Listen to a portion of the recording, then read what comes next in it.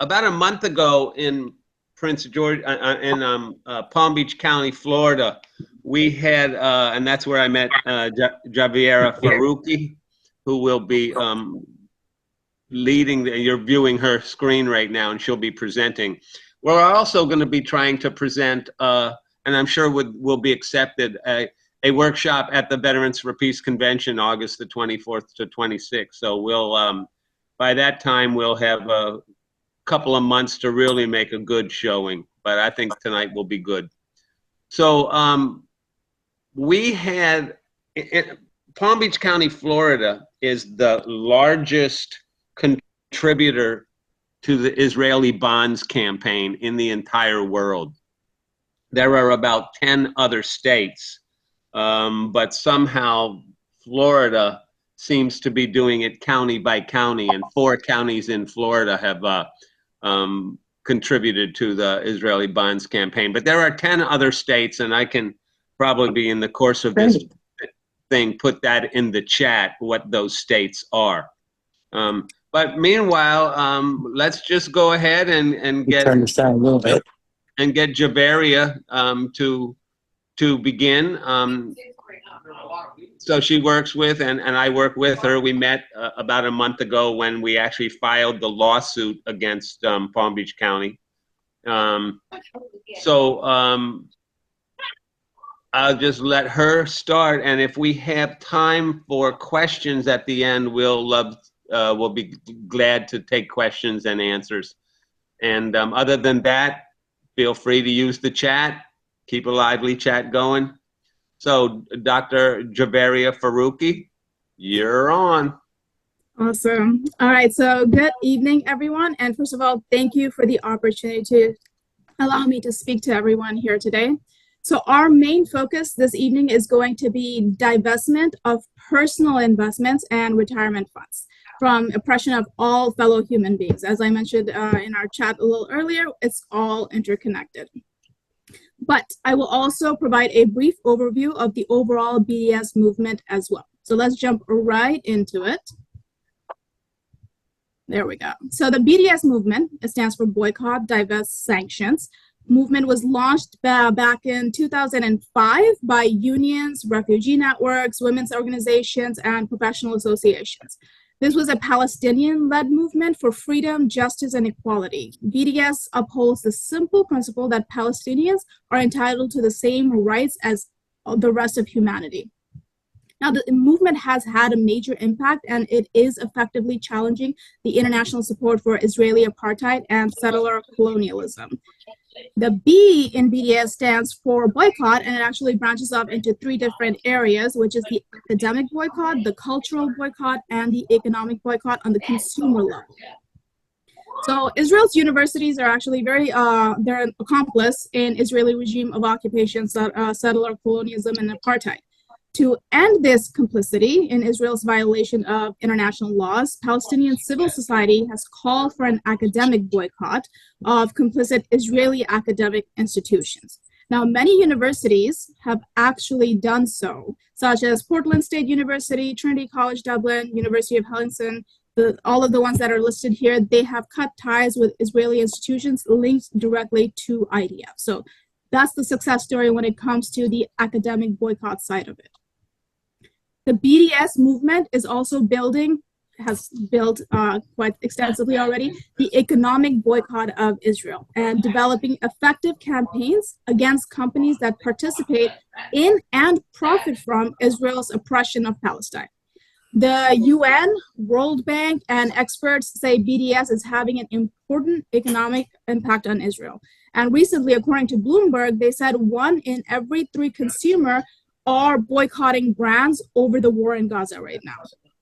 So here are a few companies that you see listed here that profit from Israeli oppression, or they are somehow involved in Israeli oppression. However, this is not a complete list of companies. So to make everyone's life easier, activists within the movement have simplified consumer boycott. These are my 2 favorites go-to when it comes to consumer boycott. Oh, my bad. There we go. These are my two favorites, the No Thanks app and then the disoccupied.com website. Both of them have very similar functions. The idea is the No Thanks app, you can use it to scan while you're shopping, whatever barcode scan them. It tells you whether it's on the boycott list and why exactly it's on the boycott list. And the website, the disoccupied.com website does the exact same thing. The only addition to it is that you see those stars system. So it is okay to buy, caution, or do not buy, depending on the level of involvement in Israeli oppression. So that's the economic boycott. Now, while we're on the topic of economic boycott, I want you guys to see the power of people. So when we banded together, we caused major corporations such as Starbucks and McDonald's to lose close to $29 billion in market cap. That is a massive deal. So don't ever think, what is one person not buying coffee gonna do? It goes a long way when many people come together to do that. Same thing happened with McDonald's. I also want to mention that the corporations that are on the BDS boycott list are involved in many other forms of violations, such as deforestation, use of prison labor, anti-union or poor anti-union or anti-employee practices. So it's easy to see that our struggles are very much interconnected. So none of us are free until all of us are free. While we're on the topic of collective power, I want to also bring attention to this particular stock. It's the His and Hers company. The CEO is a Palestinian individual. What he did is, with this whole uproar of student movement at the universities, there was a lot of doxing happening against the students. They were literally putting their future careers on the line. He came out, the CEO of this company came out and he said, I will hire anybody that's being doxed due to their participation in this movement. And because of that, he got targeted by the Zionist community. His stock immediately fell about 10%. But as soon as everybody's attention turned towards that and why the stock fell, people rallied around him. And within a matter of 3-4 weeks, the stock went back up 150%. That's roughly about close to $3 billion. So that's what collective power can do. So we have the power to punish companies that do not align with our morals and values. And at the same time, we have the power to uplift companies that do have the morals and values that are shared with our morals and values. Now, here's the main course of the evening, which is the divestment piece of BDS. Now, when it comes to the divestment piece of BDS, we have, again, 3 branches. We have the student movements at the universities. We have the Break the Bonds movement, which branches off further, and then divesting our own personal investments or retirement funds. Now, the student movement, across the globe, it has been very successful, especially right here in the United States. They have been targeting universities and they have demanded that the universities sever their ties with Israel by disclosing all of their endowments and divesting their endowments from Israeli companies, any companies that are involved in Israel oppression or profiting from it. This is a very powerful movement, as I mentioned. There's about approximately 140 encampments across 45 of our 50 states. 22 encampments across the United Kingdom, and then there are several more in Australia, Canada, Germany, and France, just to name a few. We have already seen the fruits of their labor. Sacramento University has revised their investment policy statement to refrain from investing in any Israeli companies that profit from genocide. Trinity College Dublin completely divested their from Israeli companies that have activities within the occupied territories. University of California, Sacramento divested from doing business with companies that are doing business in Israel. Trinity College in Cambridge, they divested from arms dealers, arms companies that supply to Israel. So how can you support these movements? You can financially support the encampments, specifically like take them food, help them out to build their encampment, or you can physically go there so there's a larger presence.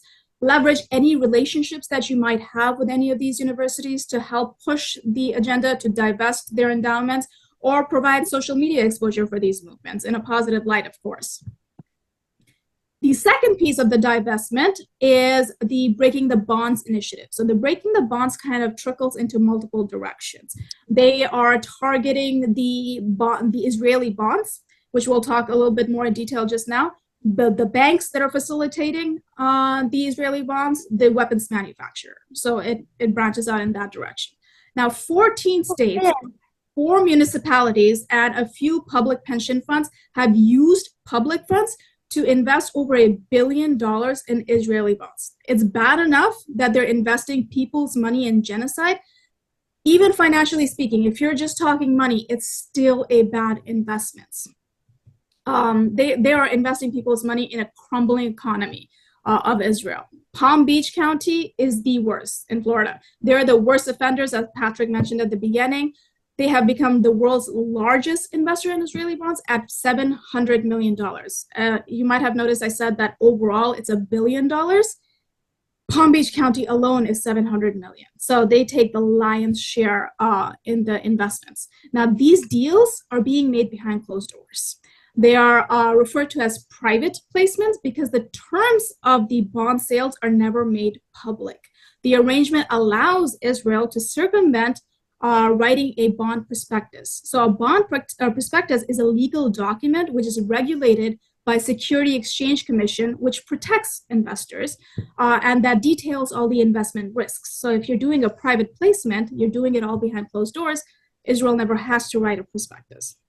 And Bank of America and Goldman Sachs are the banks that are facilitating this. They're complicit in privately issuing these bonds that the states, municipalities are using public money to buy.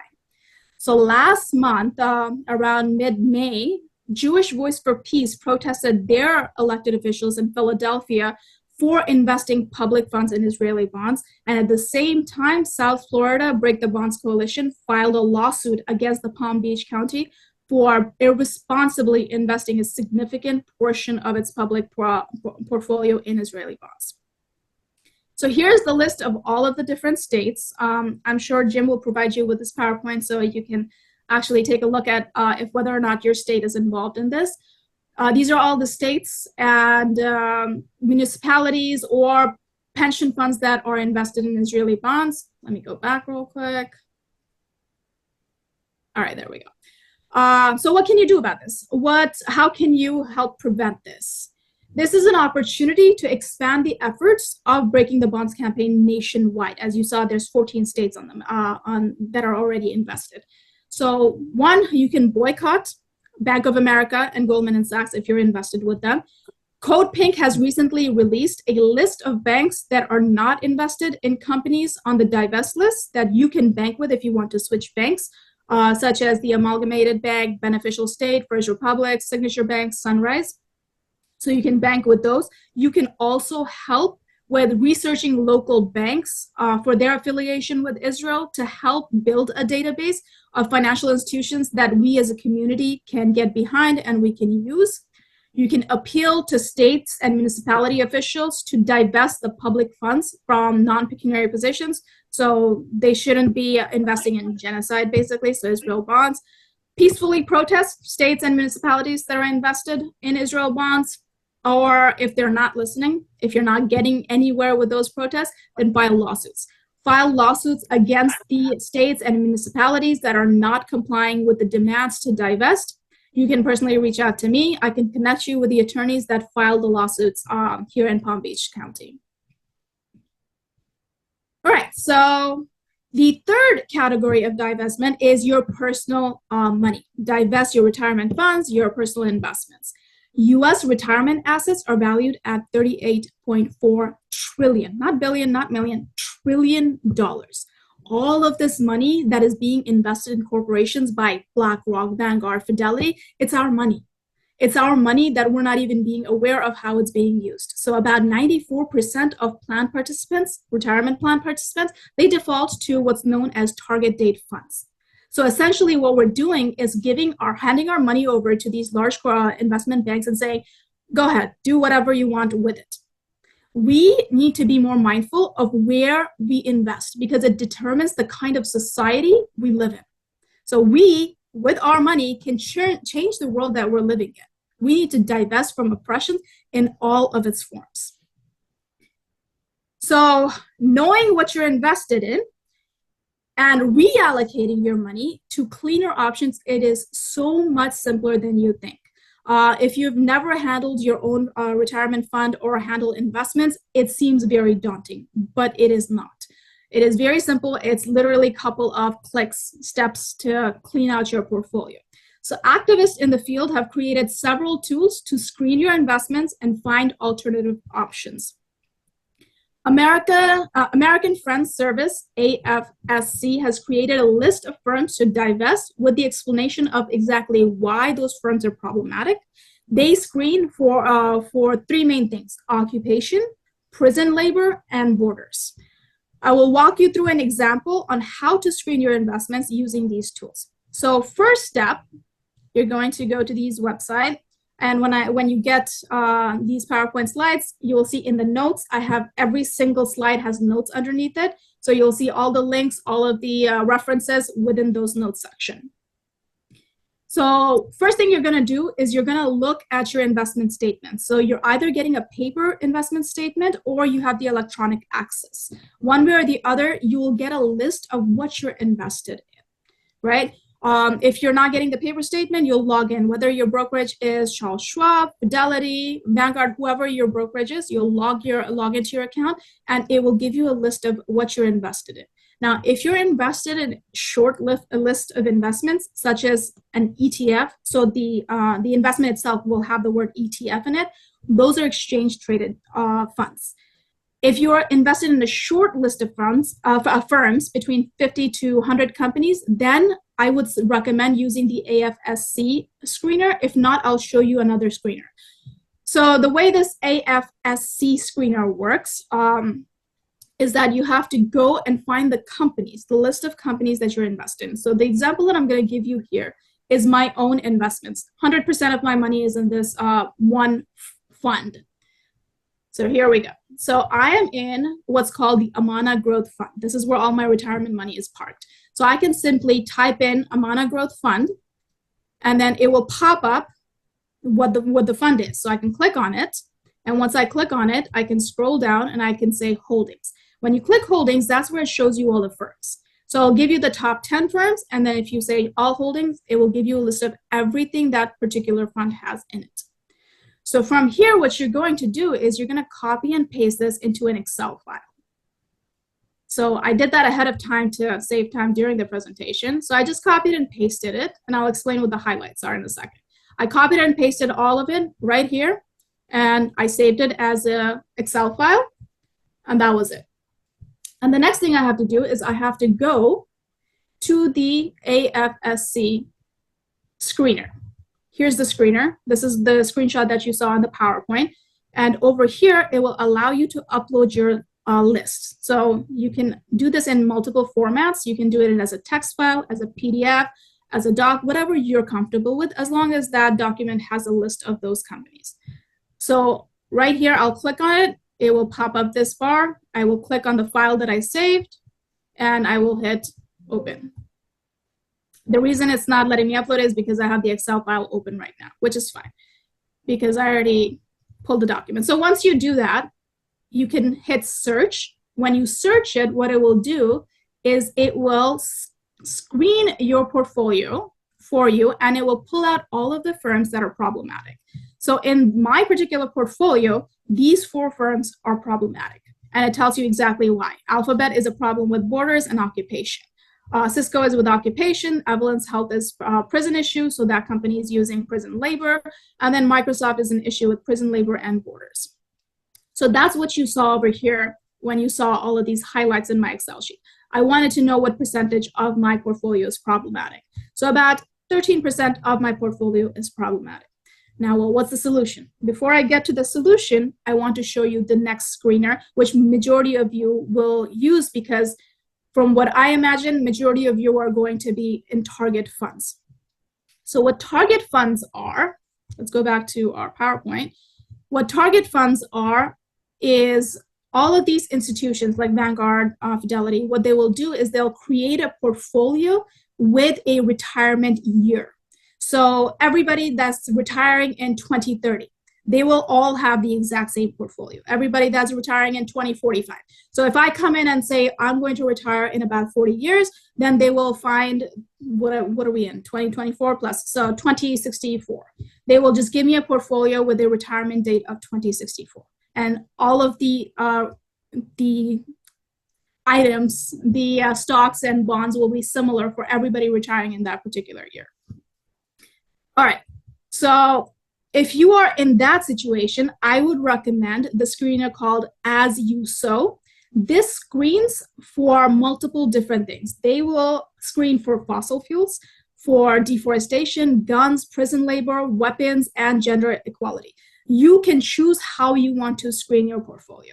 So now I'm going to randomly pick on Vanguard. Vanguard 2030 is an example of a target fund offered by Vanguard for individuals that are going to be retiring in about 5.5 years. So Vanguard 2030, every fund has what's called a ticker. Every company, every stock that you buy has what's called a ticker. It's 4 to 5 letter code for that particular fund. So Vanguard 2030 has a code of VTHRX. So what I'm going to do is I'm simply going to go to this website.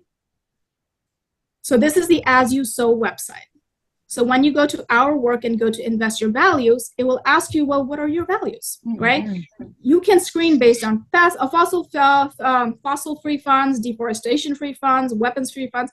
I specifically picked weapons-free funds because a lot of BDS firms, the firms that BDS has listed tend to be weapons-free funds or weapons funds that you're trying to avoid. So then I'm going to go to the weapons-free fund, and I'm going to click on that. So it'll just give me this search thing right here. And all I have to do is type in the ticker of my fund. So I can say VTHRX, or I can type in, if I don't know the ticker, I can simply say Vanguard Target Fund. I misspelled Vanguard. Vanguard Target Fund and 2030. It just popped up. There we go. 2030. That's the one I'm after. So I'm going to click that, and then it screens it for me. Simple as that. And then it grades it on military weapons grade. It got a C. Not so great. I can scroll down, and then it will show me how it ranks on all of these different factors. Fossil fuel, horrible. Deforestation, horrible. Gender equality, passing grade. Civilian firearms, prison industrial, military, every single one, horrible, horrible, horrible. So if you're in this particular fund, I would say get out, right? And then you can go deeper. So when you say, all right, so based on military weapon grade, it failed. Why did it fail? Because it's invested in these companies. So if I say see all, it's invested in this many companies. So it's either a direct investment into weapons or an indirect, but still all of these companies, I can keep scrolling down. So as you can see, this is a very problematic fund. And then if I go over here and say, all right, what's the problem with fossil fuels? It'll do the same thing for me. It'll tell me exactly what the issue is, what the holdings are. Here are all the holdings that are problematic, and they're violating the fossil fuels initiative. So I can do that. Now the question is, well, okay, well, what do I do? How do I get to a clean portfolio? So if I go to the main page over here where I was screening, so before you even scanned it, it says find sustainable funds that avoid weapons investments. And it will give you this option for every single, find sustainable funds that avoid fossil fuel companies. So all I have to do is top scoring funds. And then it gives me a list of funds that are great. So I can hit get more funds, and I can keep doing that. And I can simply say, all right, just download a spreadsheet for me. And then over here, it gives me a screener. So I can search my settings, I can scroll down, and then I can say, all right, the most important thing for me personally, I would say I don't want any weapons. So I want a grade of A in this. So very clean portfolio when it comes to weapons. Prison labor, I'm not for that. I want an A in that. So I don't want companies with prison labor. And tobacco, all right, I'll tolerate tobacco. So maybe a B or a C on tobacco. And you can determine your values on this grade scale, and then I'll screen funds for you based on that. So I'm going to clear these filters. And I was very happy to see this because my money was in 100% in amount of growth. And that's right here. It's A on this scale. So that made me happy. I still have some problematic firms in there, and that's another story that I have to deal with. So this is your solution. So this is how you can find funds that are suitable to your values and morals. And as always, have a conversation with your financial advisor. I have a background in finance, but I'm not your personal financial advisor. So once you get these alternatives, you have your conversation with your financial advisor to make a switch to these funds for your retirement. Now, make it very clear to them why you are reallocating your funds. Institutions like Vanguard, BlackRock, they need to hear us loud and clear that we are divesting from oppression and that oppression of people is no longer a form of business that's profitable. So we need that loud and clear message to get to them. All right, I'm gonna pause on this since this was the main course. Do you guys have any questions that you would like me to address right now? Yes. Go ahead. All right.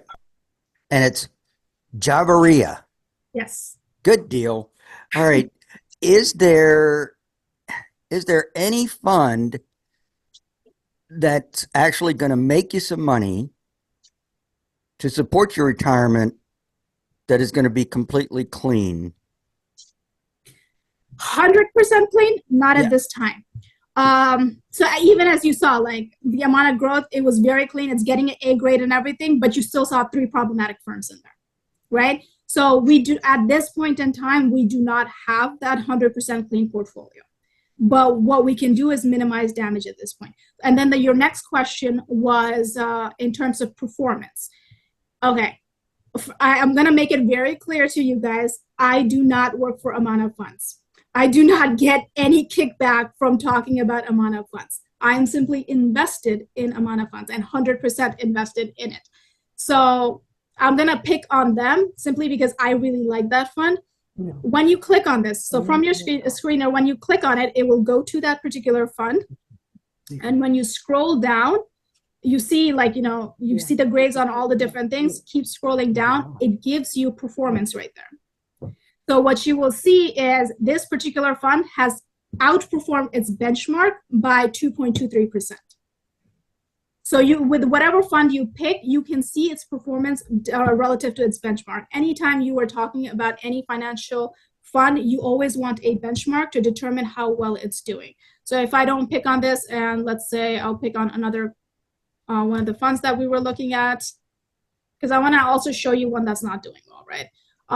Randomly picking. I don't know if this is good or bad. Okay, perfect. So this one actually performed 0.46% less than its benchmark.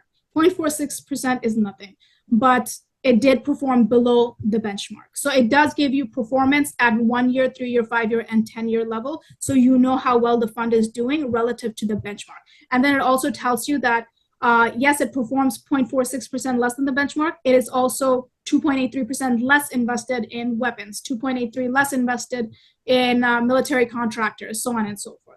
So you see their position in terms of your values, and you see their position in terms of their performance. And this is where you also need to have a conversation with your financial advisor to determine, hey, is this the best move for me in line with my values? Thank you. Patrick has a hand up. You're on mute, Patrick. Unmute.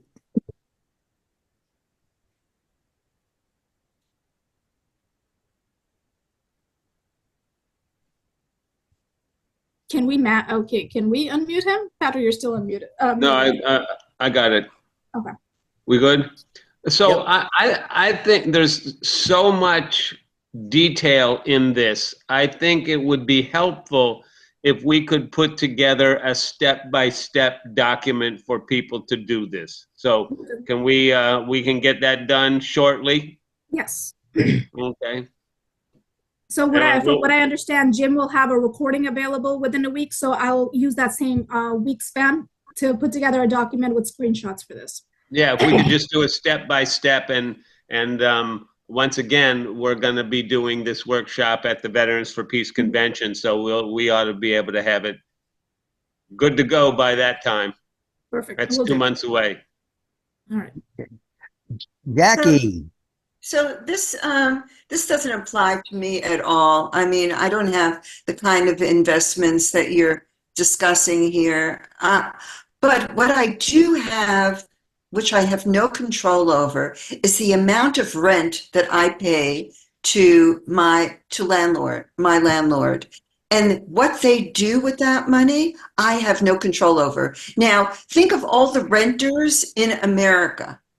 Think of all of that money that is out of the control out of the control of the renter once it's transferred to the hands of the landlord, and how that is such a gap in how money is invested, and that and what can be done about that. Maybe this is not within the purview of this presentation, but that is money that's unregulated, and that is not even within the domain of the person who earned the money or who acquired the money, such as the renter. So I just offer that as a point of future discussion. I think that's an excellent point, and that is a much larger conversation. Rent control and allowing investment banks to come in and get these properties for rent purposes, because then they're the ones that are using the rent money to reinvest, right? But that's a completely separate conversation that we need to have at a later time, of course. Anyone else before I move on? Todd. Well, what occurs to me as we talk about these investments is that by the very nature of investment is the extraction of profit margins in the form of interest or dividends from the operation or the work of various companies. And in a system that allows this sort of thing, we have seen the results, and we have 800 billionaires in the United States now, and the scale at which wealth is accumulating and in fewer and fewer hands suggests to me, that people who actually have jobs and have investment portfolios and so forth, I would really ask them to just quit. That's what I did. You just dropped all your investments? Is that what you're saying? I quit in 2003 and I spent down my savings. I did have my house paid off, being 50 years old. And so then what, it's a long story. But yeah, I've gone all the way to retirement. I retired in 2016 and I'm still living on Social Security. I'm doing just fine because I ride a bike and I don't spend money. And actually my 1,500 Social Security, I save 500 every month because I don't spend money. So here's one reason I wouldn't completely agree with that perspective, is because once you jump out of the game, you lose complete control over it. So right now, there are a lot, so the entire finance industry is not bad. There are funds that are advocating for human rights, and they will actively take shareholder activism positions to steer companies in the right direction. So in order to be able to do that, you have to be a shareholder. So there is a collective shareholder power that can be used to change direction of large corporations. So having these positions in these firms gives us that power to control the society that we live in. All right, so I'm going to continue with the rest of the presentation, and then we will also have more time at the end to do Q&A as well. All right, let's jump back to the presentation. Where is my PowerPoint? There's my PowerPoint. Oh, there we go. Okay, So that was the basic overview of how to screen your investments and how to find better options, and then have a conversation, obviously, with your financial advisor before you make any moves. Now, some success stories when it comes to divestment. This is more large scale than individual divestments, but Norwegian pension funds, again, this is public money, and this was through public pressure. Norwegian pension funds divested from Israeli bonds, citing the high risk investment in Israel. Japanese trading giant cut ties with Israeli defense firms over genocide in Gaza. Scotia subsidiary. This is one of the largest investor in Elbit, and they divested. Now, this particular divestment is a huge deal. The reason why this one is a huge deal is because they didn't do it for moral reasons. They didn't all of a sudden grow a conscience and do this. They did this as a financial decision. So it shows that the movement is already working. It shows that these companies are no longer profitable with business as status quo. So now investment banks are seeing that it's no longer profitable to be invested in them, and they're divesting. Same thing happened with JP Morgan. JP Morgan also reduced its holding in Elbit by about 70%. Again, it was a financial decision, not a moral decision. And then we had more moral decisions, like Ireland Sovereign Investments Fund divested from 6 Israeli firms, Norway's Wealth Fund divested from 9 Israeli firms. So there is a movement happening, and we need to keep pushing this. And the last piece of divestment, BDS movement, is the sanctions piece, which is done at a country level. So we talked about individual level, then we talked about state, municipal level, now we're talking about a country level. So Code Pink efforts are important to discuss regarding sanctions. Code Pink diplomatic efforts, the grassroots diplomats appeal to UN missions, embassies, the consulates to support South African case against Israeli genocide. And then there was grassroots efforts to appeal to consulates to urge countries to impose trade sanctions on oil, weapons, and tech embargo. And obviously the peaceful protest that Code Pink has been doing at these foreign embassies. It is very important to keep this pressure on foreign embassies. It is critical to the overall movement. We have seen some really good news regarding sanctions. So back in March, we had Turkey that halted trade with Israel, which was worth about $7 billion a year. And they said that halt is going to be in place until a permanent ceasefire is called.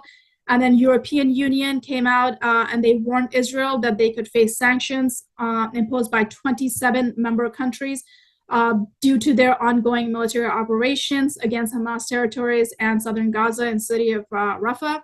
And then UN, as of June 7th, so this was last week, so I had to keep updating my presentation as these things kept rolling in. UN put them on a blacklist. This can encourage member states to impose sanctions on Israel. And June 8th, Colombia suspended coal exports. That's the next slide. They expanded coal exports, and that's a huge deal because Israel imports about 50% of its coal from Colombia, and now Colombia is pressuring South Africa to also do the same, and that's about 9% imports from South Africa. So we've seen a lot of wins on the boycott side, the divestment side, and the sanction side, and we just have to keep putting the pressure. We have to keep the ball rolling so we can finally see not just a free Palestine, but free world. So this is, all of us need to be free. For every single one of us needs to be free for any of us to be free. All right, with that, I want to open up the floor for any overall questions about this topic.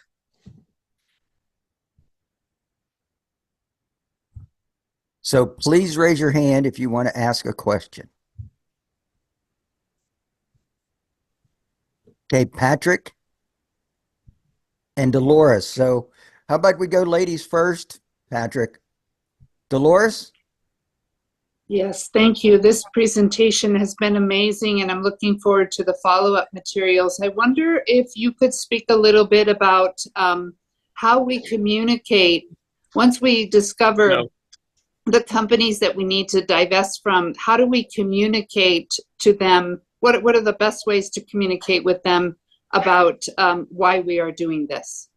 That conversation will happen with the financial advisor.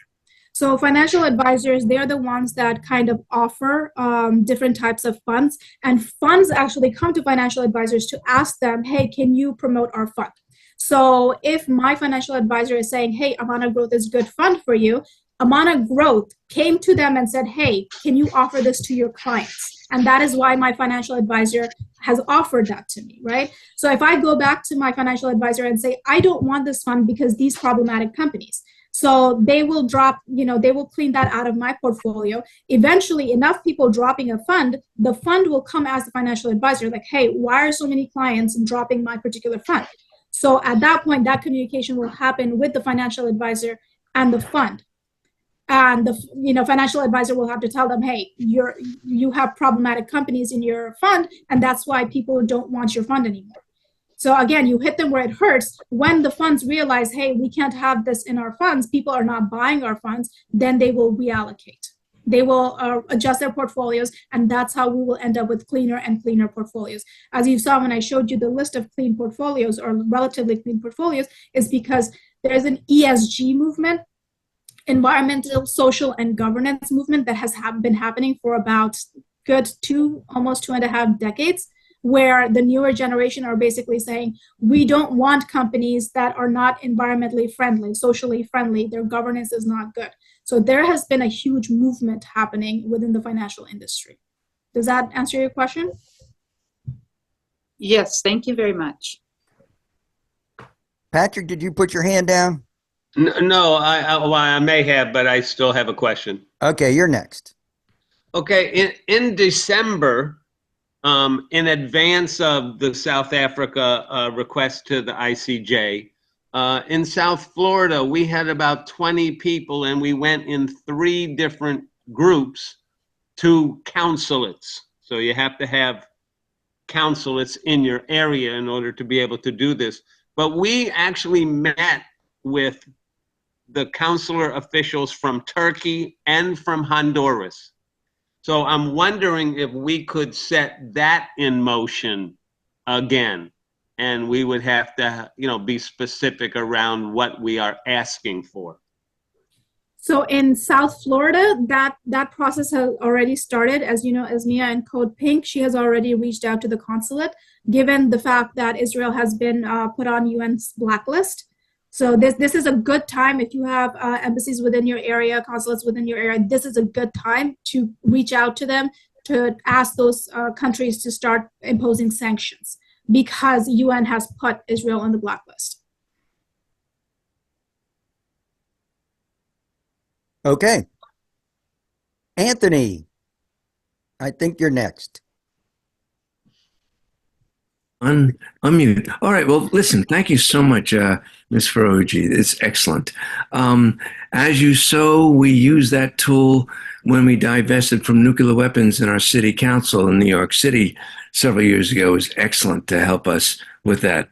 I do, when I speak to the students, when I go to the encampments, I'd like to ask them this question. I want to know how much this figures into your divestment. I don't hear it talked enough about, but people say, oh, I have no money, I don't have investments or whatever. But we have bank accounts, we have saving accounts, we have checking accounts. Now, tell me if I'm wrong, but this money banks use to lend to companies, and they use their assets as collateral in deals as well. I'm not a financial person, but this is what I understood. So back in Occupy Wall Street, I went around interviewing all the banks in my area in the city, about 15 different banks, to find out. And I came across Amalgamated Bank, and I was pretty shocked to find out that they don't lend to or use their assets to any armament company, from handguns to ammunition to F-16s to nuclear weapons. So I tell the youth, and I tell people, listen, okay, you don't have a lot of money, you don't have investments, but you have a bank account. You're right now with Chase or with Citi or with Wells Fargo. These guys are all the conduits to our military machine. Why not switch it over to a bank? Or you're suggesting funds, which is fine too, but we all kind of need a bank for credit cards and for this kind of thing. But what do you that's kind of a message I've been trying to get out. And what do you think about that? Talking to students and to normal people about where's your bank account and where's your checking account, and you can move that, as well as your investments. What do you think? You're 100% right. If you notice, majority of banks will ask you to have a minimum, and the reason they need that minimum is because that's what they're investing.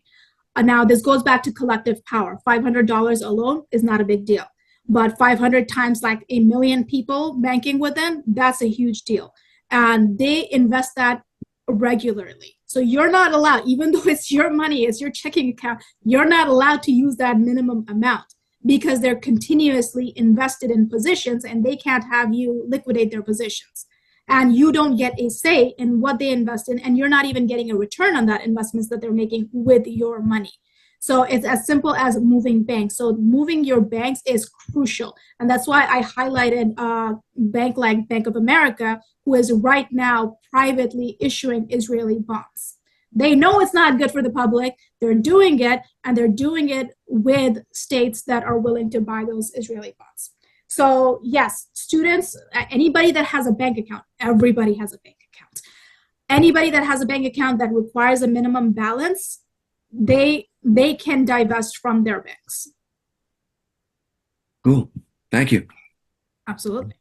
All right. Next up is, I believe it's Todd. But first of all, anybody who wants a copy of the YouTube video that I'm going to be trying to create, and please no criticism, I'm not the producer, put your email in the chat before you get. So if you want a copy of this presentation, put your email in the chat and I will send it to you as soon as I get it done. So now with that, Todd. Yeah, so I was just curious about your thoughts, Javeria.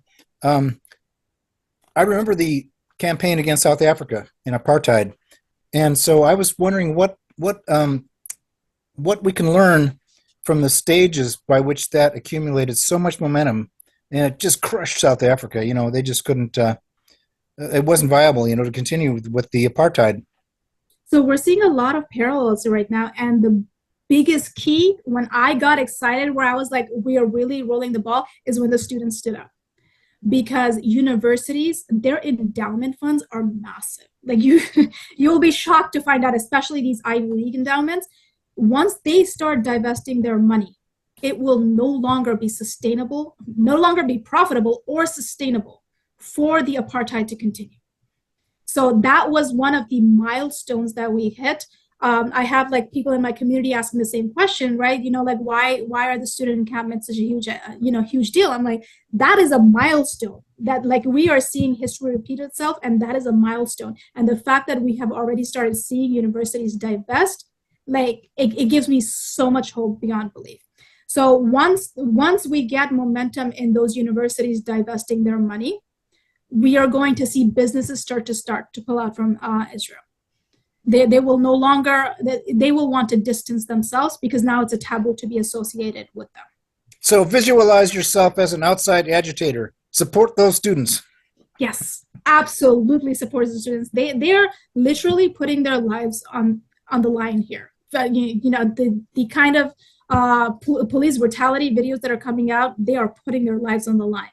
And this is a huge milestone that we should not take lightly. Okay. Reverend James Swartz. I got unmuted. Thank you. Thank you, Doctor. This has been a very good presentation.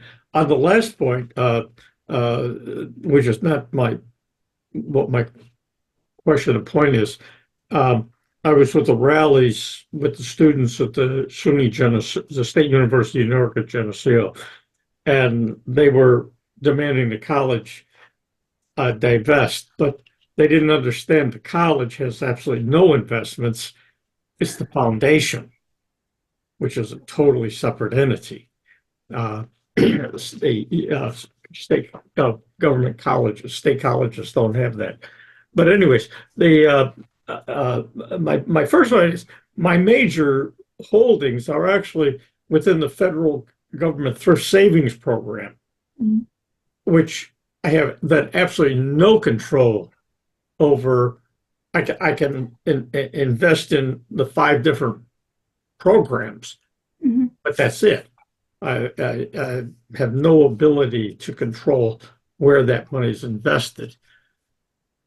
But because of the pandemic, I had accumulated some savings, and I opened up a brokerage account with Vanguard. And you keep saying, talk to your financial investor. Well, with Vanguard, unless you have a huge amount of money, you can't talk to anybody. You're on your own. And so when now I tried investing it in ESG funds, Mhm. but no, they did poorly.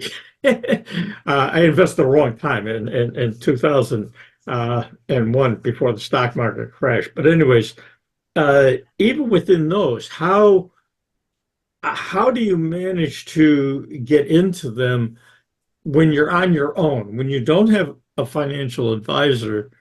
I don't have enough in there for Vanguard to allow me to spend time with a financial advisor. I have to handle the funds on my own until it reaches a certain level. How would you recommend handling that? All right, so I'm gonna pull this here. This is gonna sound like a finance class right now, but that's all right. So if you notice here, these are all the clean funds, right? First of all, you can just scan these to get the clean funds. And if you notice over here in the corner where it says category, I don't know how clear this is. It says US Equity Fund Large Blend. All right. So let me see if I can get myself a drawing pad.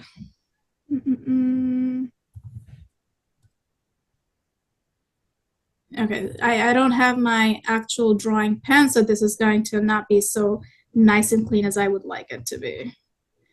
But we'll do it anyways. So here we have a drawing pan. So here's my grid. And in this grid, you have 2 axes. You have your x-axis going this way, you got your y-axis going this way, right? So on the y-axis, what you have is you have the size of a company. So you got very small companies down here, and you got very large companies up here. And then you have what's called value and growth. Growth companies are essentially companies that rely on them to grow rapidly in order to make a profit. These are riskier companies. The growth companies tend to be riskier. Value companies tend to be safer. These are your behemoths that have been around for a very long time. So if you want to stay safe, which I recommend if you're retiring within, next 5-10 years, you want to stay safe. You want to be in this region. You want to be with large companies that are relatively stable in this block right here. So when you're looking at funds up here, you're looking for either a large blend or a large value. Okay? So once you find those terms, large blend or large value, you can click on those and then scroll down and look at their performance. So this one, it actually performs the benchmark. The whole idea is you want funds that are outperforming the benchmark. So you're looking for a large blend or large value that is at least at par with the benchmark or outperforming the benchmark.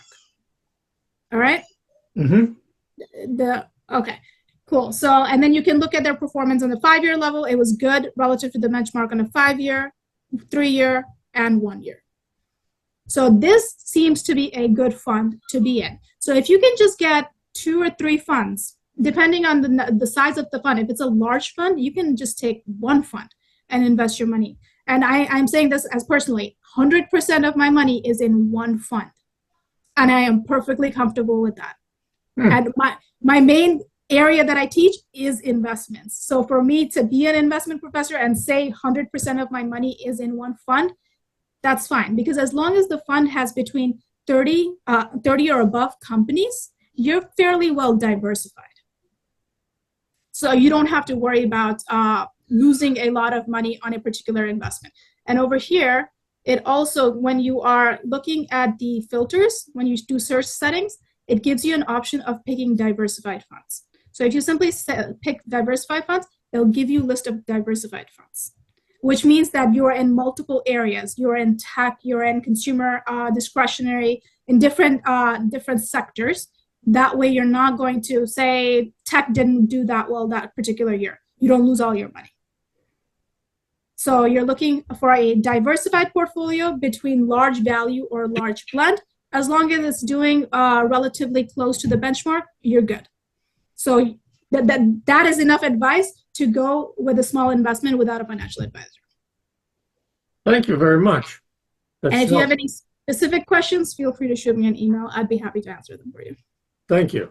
Appreciate it. Absolutely. While folks are thinking about another question, I wanted to give a shout out to No Thanks. That's the little app that you can go to the grocery store and it just says scan.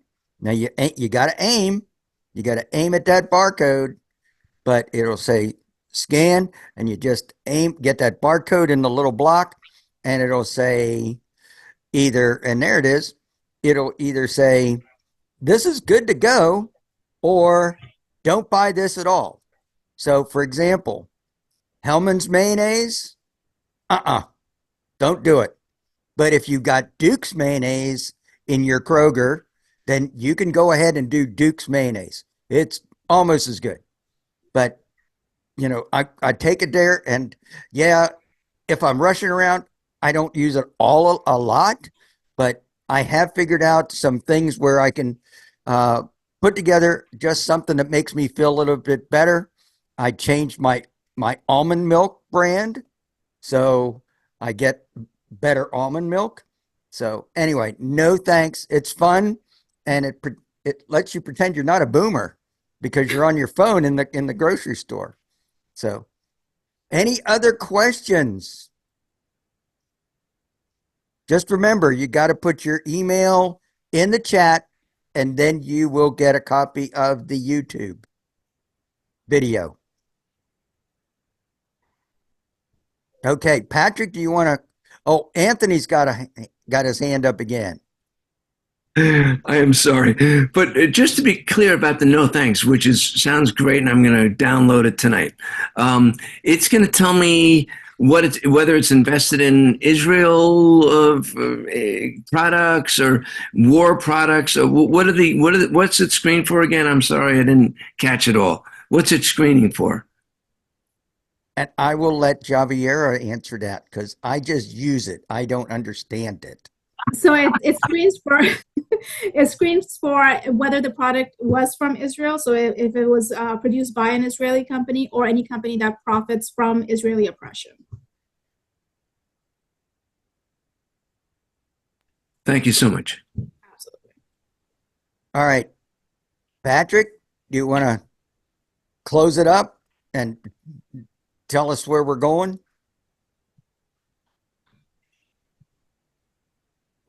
Unless there's another question. Well, I just think that I think that people should get the YouTube video, look over it again, and also we will try to get a step-by-step document for accessing this stuff, because it was a lot of information. So we'll try to put that down step by step in how to proceed.